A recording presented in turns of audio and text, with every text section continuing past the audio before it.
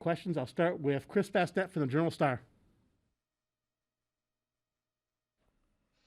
Hey, Coach. I guess just first off, thoughts on what you've seen, so far, and now that you're getting into, regular season workouts, what's kind of the next step for these guys?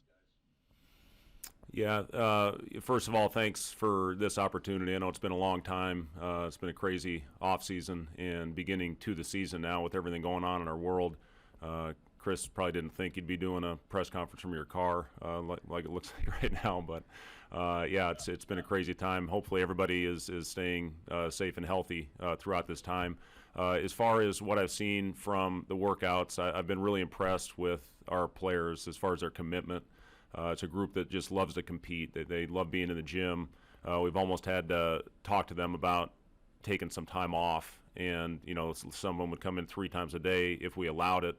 We've worked very closely with our sports scientist, Chris Bach, as far as workloads and making sure that we understand this is there's a marathon here.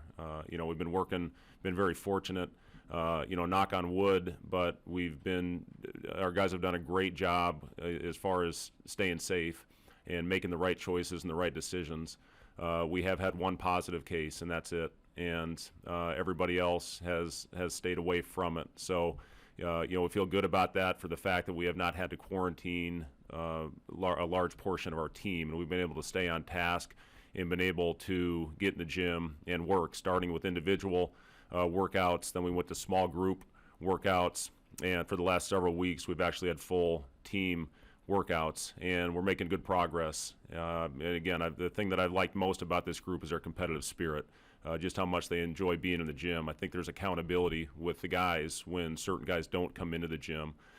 We were only allowed a certain number of hours with them, so a lot of the time spent in the gym was with each other, and that's where you grow chemistry. That's where you grow together as a group when the coaches aren't in there, and you can have the team in there working together. But I've been really impressed with the guys, and again, most of that goes to their work ethic. Next, go Robin Washut, Husker Online. Hey, Fred. Going back to that positive case, is that still an active case? Can you say? It is not. No, it is not. All right, and then going back to this time a year ago, I know one of the things you said was one of your biggest concerns was how your team would handle adversity for the first time together as a collective unit. What have you seen from this year's group that may change one way or the other those concerns compared to what they were a year ago?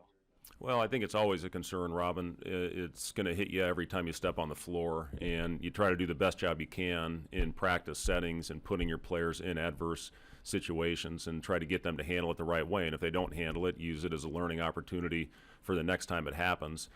We had our first real scrimmage within our team, inter-squad scrimmage on Friday. And obviously, a lot of things you see in a setting like that where there's, multiple things that you need to correct as a group. A big part of that is adversity. When one team jumps out, gets out to a big lead, do you put your head down? Do you stop talking to each other? Do you start taking bad shots? Do you start trying to get it back individually? So a lot of those types of things happened in our first scrimmage. I have given them off from that time on Friday to when we start our first official practice tomorrow. And we will watch a good edit film now that we're getting more hours with our players. It's always a concern, but I do think this group has the right makeup to handle adversity well this season. Sam McEwen, Omaha World Herald. Thanks for doing this, Fred. I really appreciate it. Hey, you had mentioned the chemistry. I was curious, just kind of how did you guys kind of see leaders emerge really quickly? Did you see guys that just wanted to do that? And, sometimes leadership is what you do to improve yourself. And it sounds like Ivan has done a lot to improve himself in the offseason, despite some of the challenges with COVID. Yeah, Ivan's been phenomenal, and he came back lighter, 25 pounds lighter than where he left last season. He's more explosive. He's finishing better at the basket. His He's reading situations better as we continue to go along. And I think a lot of that, you look at last season and the progression that Ivan made from the beginning of the year, coming in as a 17-year-old international player that hadn't spent much time in the States, to where he was at the end of the season, had a 19-rebound game and a double-double late in the year. And I thought he got progressively better as the season went on. So to come back, I can't remember who said it, but the great thing about freshmen is they become sophomores. And, he's had a year under his belt. He had a lot of valuable experience on the floor, and I think he learned a lot and understood he needed to make changes in his body to be a more consistent basketball player. And I give Ivan a lot of credit. He really bought into that, bought into the program that he did in the offseason when he was not allowed to be here because of the travel restrictions, but he didn't skip a beat. And the fact, not only Ivan, but Thor, who had been in the system and came back and did help provide leadership for our guys because they had been here. And they saw some things that happened a year ago that can't happen if we're going to be a more consistent basketball team this year. So I have been. I'm proud of Ivan for what he's done and how he bought into the offseason program to get his body into the type of shape where he can have a major impact. Michael Brunts, Nebraska 24/7.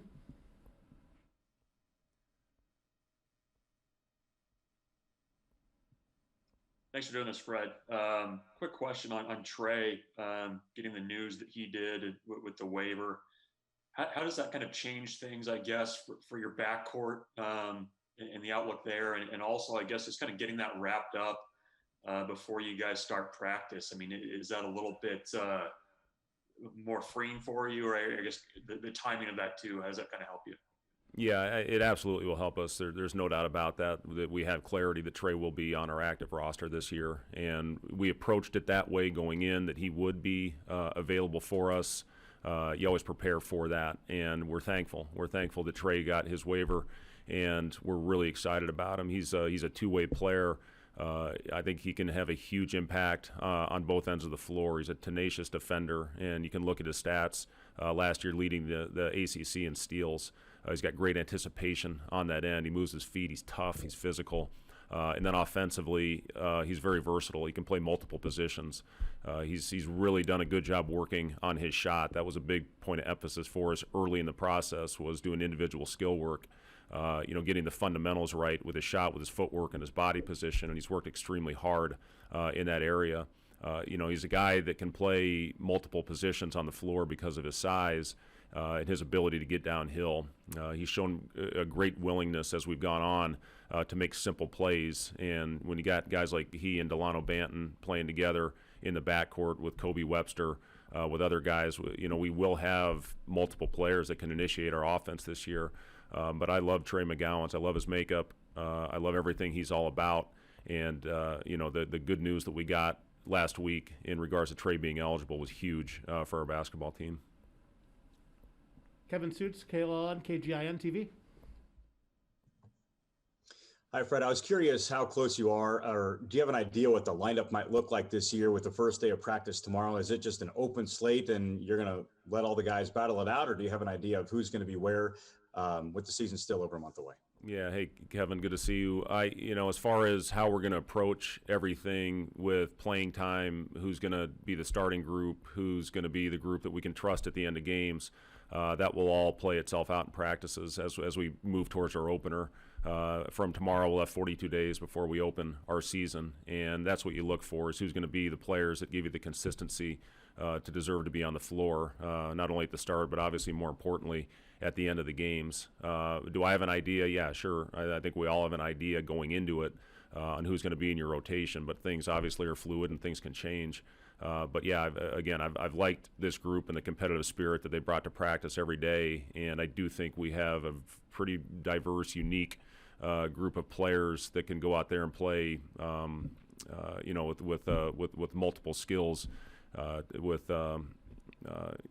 just have different types of groups. I think we have a group that can play small, and we also have a group, if we want to, that can play a little bit bigger. You just look at the size of our team this year compared to where we were a year ago. The physicality, I think, of this group, the athleticism of this group, I think we're in a better spot. The league's going to be a monster again, obviously. It's going to be, I think, the best league in the country again, but we are certainly on the right path in going out, hopefully competing and giving ourselves a chance to win every time we step on the floor.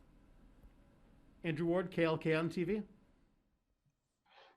Hey, Fred, you mentioned Thor's leadership a little bit. Can you kind of expand on that and just kind of how he's kind of melded into that role? And how do you see his playing time and his role on the team on the floor this year?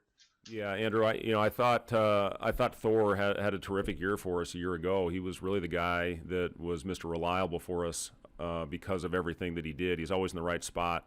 You never have to worry about coaching him and for Thor knowing where to be. He's got that very high innate basketball IQ. He knows how to read situations. He's a very good passer on the floor. He shot the ball at an incredibly high clip, really until about the last week of the season where he went into a little bit of a slump. But anybody that can space the floor for our playmakers, for Delano, for Trey, for Kobe as they make plays, for Teddy, another guy that certainly can make plays. We're going to need those guys on the floor. Thor going into now his fourth year and being a guy that's been through the battles of this league, and he knows what it's all about, so he certainly can help our guys navigate through some of the growing pains that some of our younger players and guys that will be in this league for the first time. We'll rely heavily on Thor for that. And again, he's a guy that wasn't able to be here early, but kept himself in great shape and didn't skip a beat once he got here. Jacob Padilla, Hail Varsity. Hey, Coach. You talked about Ivan's improvement, and so what have those kind of workout battles been like? You've got more depth now with Derek eligible play, with Eduardo kind of joining in.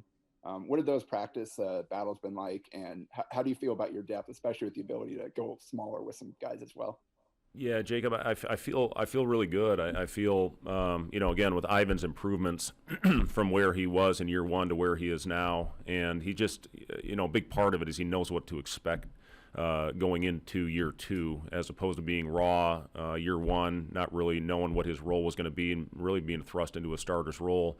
A lot of that because of his size and physicality. So, he's still young, obviously, as an 18-year-old going into year two, but having Derek that will be eligible for us this year, the length of Eduardo, and I've seen great improvement with Eduardo every day. Every day he gets better and better.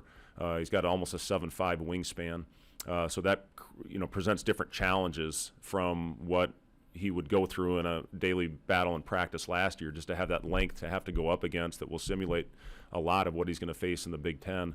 All three of those guys have been great, and then we'll have opportunities maybe to slide Lat at 6'9", a guy that's been maybe as consistent as anybody on our team that can really space the floor. He can really shoot the basketball. He's one of those guys when he's open and he shoots it, you're surprised if it doesn't go in.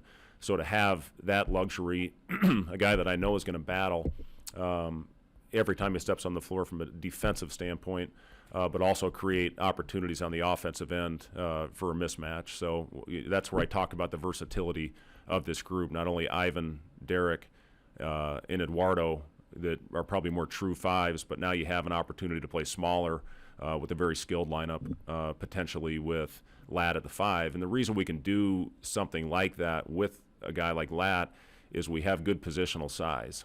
When you play Delano in the backcourt at 6'9", and you got Trey alongside at 6'5", you have Teddy at 6'6", you have other players, Thor 6'5". You've got a pretty versatile lineups where I think you can create some problems defensively, whether you switch 1 through 5. But I think we're going to have much more versatility on the defensive end because of the length that we'll have on our roster. Matt Foster, KETV.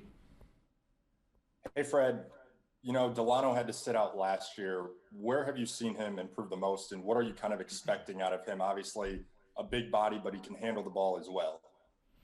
Yeah, another guy. The best quality that Delano has is his playmaking ability, and when you have that at almost 6'9", it's such a great quality to have. You just look at what he did in Western Kentucky, where I think he was 2 points away from a triple-double at Wisconsin. So, the versatility is what I like most about Delano's game.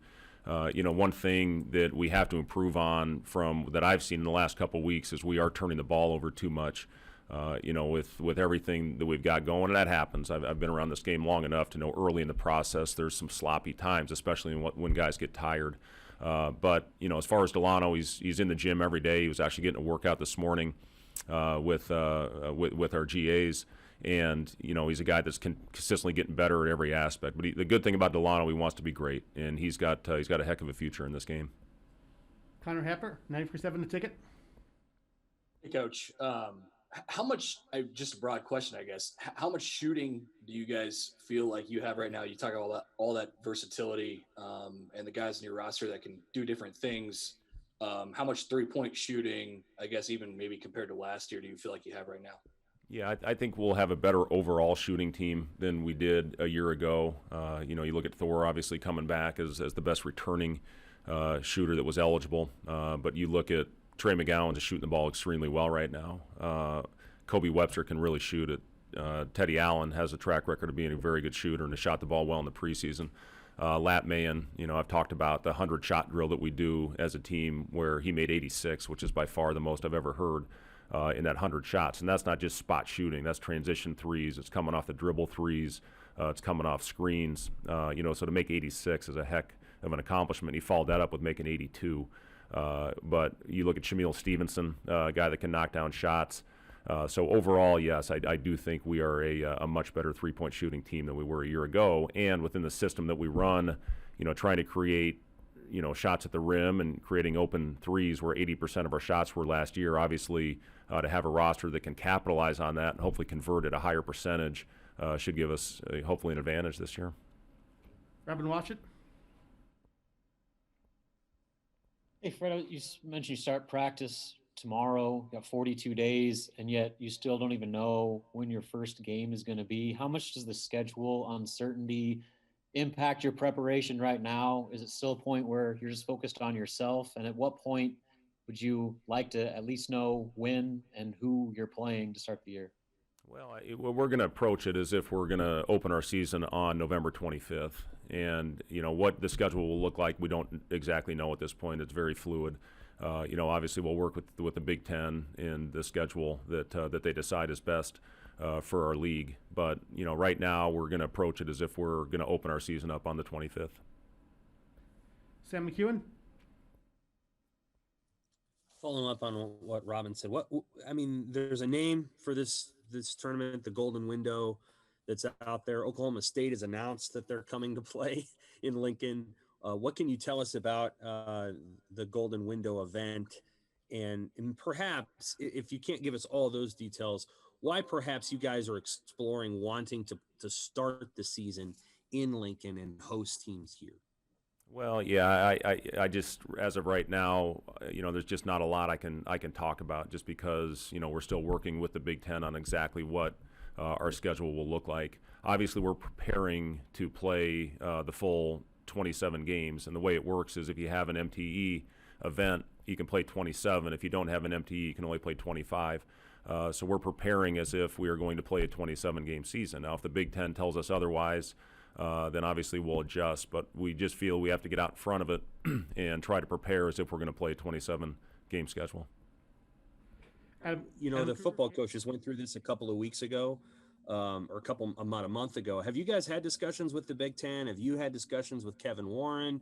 Like, when do you guys anticipate the league giving you more definition and clarity? Yeah, I know new information is coming in daily, Sam, and we do have calls every week with the Big Ten as far as our coaches being together, and I'm confident that we'll get good direction. When exactly that will come, I don't know, but there's a lot of subcommittees out there as well. So once everything is put together, they will give us our schedule, and we'll do the best we can. Thank you. Adam Kruger, KMTV. Hey, Coach, sorry to harp on the whole scheduling thing like Robin and Sam, but piggybacking off them, when it comes to, not stressing out over it, do you find yourself stressing out over not having a schedule? Do you think the powers that be who make the schedule have enough sense of urgency? And how do you convey to your team a sense of calm when there's uncertainty as far as your schedule still? Yeah, again, we're gonna prepare as if we are opening our season on November 25th, and if it changes, we'll adjust accordingly. But one thing I would learn at an early age is I'm not going to stress out about things that I have no control over. And I know the Big Ten is working hard obviously to get football up and rolling, and hopefully that will go off without a hitch here in a couple weeks. But they're working hard as far as what we're going to do as a basketball conference as well. And, as soon as the information is there that they feel comfortable providing for us, we'll have our schedule. So, our big thing right now is worry about what we can control, and that's preparing our team as if we're going to start playing games on the 25th. We'll finish up this round of questions with Matt Foster. Fred, I know the NCAA D1 Council is looking at the possibility of granting winter sport athletes another year of eligibility like they did for spring and fall, as well as a possible one-time penalty-free transfer. Just wanted to get your thoughts on if that's a good idea, if, your guys would explore using that, just how that would affect your program and just basketball in general. Yeah, again, we'll cross that bridge if and when it happens. We'll see how it all plays out as far as if they do grant those situations for transfers and for the winter sport athletes. So, we'll figure that out if and when it happens. Thank you, guys. We'll switch. We'll turn the mics off for a second. We'll switch, bring some players in. If you got questions.